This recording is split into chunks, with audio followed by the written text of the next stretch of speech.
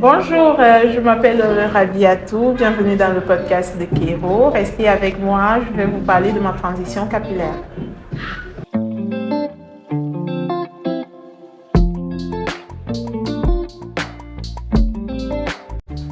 Alors, qu'est-ce qui m'a poussé à faire ma transition capillaire?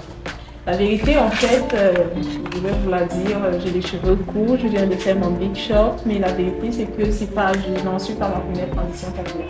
J'ai tenté l'expérience la première fois, c'était en 2016, quand le mouvement Naki est arrivé au Cameroun.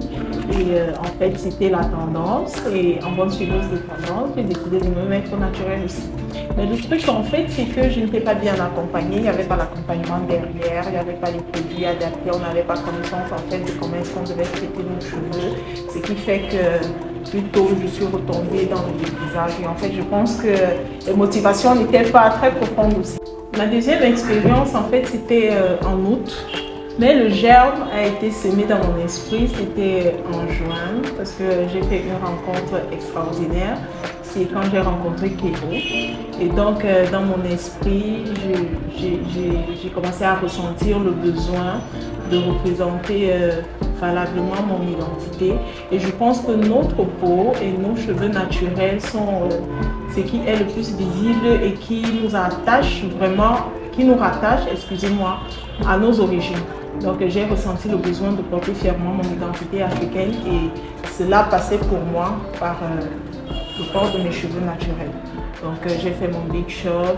Depuis 3 mois de cela, je ne me suis plus retressée. Ça fait 3 mois que je n'ai pas tressé mes cheveux parce que je me sens plus belle et plus fière comme ça. J'ai l'impression de célébrer vraiment mes origines et je m'en sens plus digne.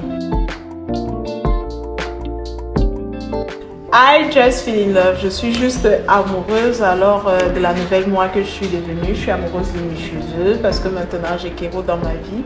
C'est quelqu'un qui est juste formidable et je peux vous assurer aussi que mes cheveux sont tout aussi amoureux.